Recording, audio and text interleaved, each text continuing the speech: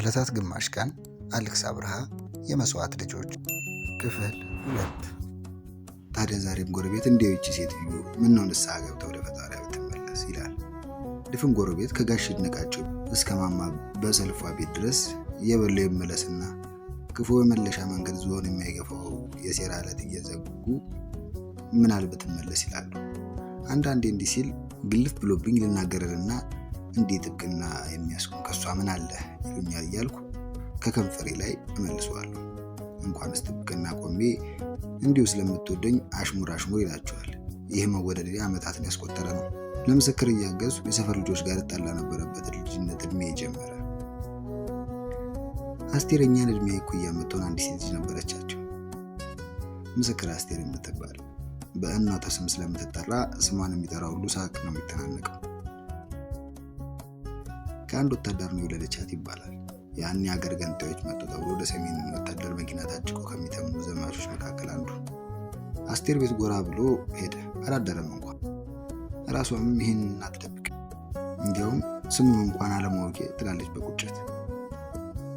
ልጇ ምስክር አስቴር ሁልጊዜ ልጅ ሳለን የሴት ልጅ አሉኝ እያለች የምታለቅስ ከፍ ስትል የሴት ልጅ አሉኝ ብላ በጥፍሯ የስንቱን ፊት የተለተለችው ቁጡ ልጅ ነበረች። እስከ ዛሬ ምስክር ተፈርዳ የታተመባቸው ልጆች አሉ። ለምሳሌ ጆሮ ጉንዱ ስር ለመቅብሮ ጀምሮ ወደ ጉንዱ እየፈዘዘ የሚሄድ ጠባሳ የተጋደመበት ጓደኛችን ያኔው ማቲ፣ የዛሬው ዶክተር አቤል። ዛሬም ድረስ ስናስበው ጉንጫችን እየዳሰሰ ባኪያች እብድ ነበረች። ራሷን ትቧጭር ነበርኩ። በሳይንሱ ምንትስ ዲስኦርደር ይባላል ይላል። በደሉን የሙያ ካባ ለብሶ ቅድስና ሊያደርጉ ሲሳደድ የሆነ ሆኖ ዛሬ ያለበት ምቾት እንኳን ተባሰው አላጠፋም። ምስክር የወጣትነት ዘመኗ ሲበዛ አንገት በመድፋት በዝምታ የተዋጠ ነበር። ከዘጠነኛ ክፍል አቋርጣ አረብ ሀገር ሄደች። ከዚያን ጀምሮ ትኑርም ትሙትም የሰማ የለም። ያሰሯ ፊት በንዴት ተልትላ የሴትዮዋ ባል ከፎቅ ወርውሮ ገደላት የሚሉ ለዛ ቢስ ቀልዶችም በዚህም ቀልደዋል። ስንጠምድ እስከሞት አይደል? በዚህም ተስቋል። ታዲያ የሆነ ጊዜ ላይ እስካሁን ድረስ በሰፈሩ እንደ ታሪክ የሚወራ መንደርተኛውን ያስገረመ ድንገተኛ ነገር ተፈጠረ።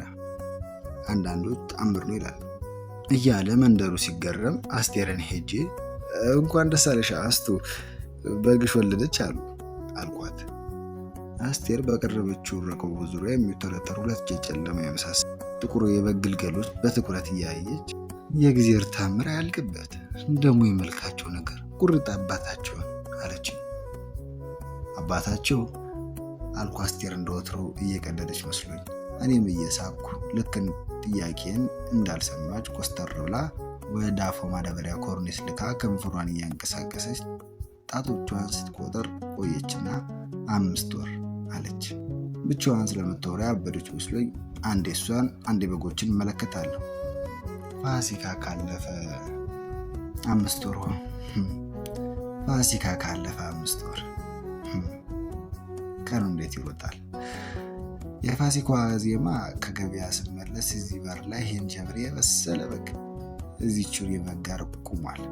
በጠራሮ ከየት መጣብኝ ደግሞ የተከሰተ ሰይጣን ይመስል ብያማተኩ። በኋላ ከወደፊት ሰፈር ገመድ የያዙ 3 መግነጋዴዎች ጅፍ እያሉ መጡ። ለፋሲካ ሊሸጡ ከሚወስዱት የበግ መንጋ ጥቁር በግ ያኛዋን ሲያይ ተነጥሎ ተከትሏት ኖሯል። በዚህ ሽክብ የአስቴርን በግ ተከትሎ ሄደ ብለው በምልክት ቤቴን ጠቆሟቸው። ለካ ሊታረዱ ከሚሄዱት መንጋ ተነጥሎ ይሄው ብላ ወደ ግልገሏ አየች፣ ተከዘች። ማን ያውቃል፣ አልፎ አልፎ ለበዓል ሊታረድ የተገዛውን በግ ሁሉ ይችላል ከመሰናበቱ ከሰዓታት ቀደም ብሎ የአስቴር በግ ላይ መንጠላጠሉ የታወቀ ነገር ነበር። የበግ ድምፅ በሰማች ቁጥር የአስቴር በግ ሄዳ ከጎናቸው ትቆምና ታሸቷለች። የጠፋ የበግ ዘመድ ያላት ይመስል ያ ድቅድቅ ጨለማ መሰለ የመጨረሻው በግ ታዲያ በሞቱ ዋዜማ ከመንጋው ተነጥሎ የአስቴርን በግ ተከተለ። አስቴር ነገሩን ከነቀኑና ከነሁኔታው በማስታወስ ነበር የገረመኝ። ጥቋቁር ግልገሎቹን ተመለከትኳቸው።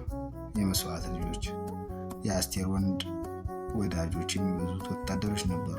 ሄደው የቀሩ ለሀገር ድምቀት ለነዋሪው በዓል ወደ ሞታቸው ሲሄዱ አስቴርን የጎበኙ ለሀገር ፋሲካ የታረዱ ሞትን መቼስ መቅደም አይቻል። ጎርፍ ሞት ፈረሰኛ ሆኖ ሲገለባበጥ እንደ ሰንበሌጥ ባገኘንበት ተኝተን ይዘን ካለፈ በኋላ ቀን የሚል ዘር ከመተው ውጭ ምን መታሰቢያ እንተዋለን? ይህ በሆነ በሁለት ወሩ ያቺ የሰፈሩ አንድ ነበረች አስቴር ምጥ ለያዛት ሴት ድረስ ተብሎ የሚበራ አምቡላንስ ተገጭታ ሞተች። ለነገሩ ወዲያው አልሞተችም። መንገድ ላይ ወድቃ ስታቃስት ቶሎ ትባረክ እያለ የመንደሩ ሰው ቢላዋን እየያዘ ሮጦ ነበር። አስቴር አንድ ሰው እንዳይጠጋት ብላ የምታቃትተውን በአንገቷን እቅፍ አድርጋ ስቅስቅ ብላ አለቀሰች። በጣም አለቀሰች። በመሃል ፊቷን አጨፍግጋ ቢላዋን የያዘው ወደ ቆመበት አንድ የሰፈራችን ሰው እየተመለከተች ምንስ በግ ብትሆን አብራችሁ አልኖረችም? ቢላ ይዛችሁ ስትመጡ ትንሽ ሐዘኔታ አይሰማችሁ? ብላ አንባረቀችባቸውና ማልቀሷን ቀጠለች። ሀዲያ ለበግ ኑዛዜ መጣፊያ ወረቀት ይዘን እንምጣ? እንዴት ያለ ነገር ነው አሉና ሰውየው በቁጣ ቢላቸው እንደ ዘማች ሰይፍ እያወናጨፉ ወደ ቤታቸው ተመለሱ።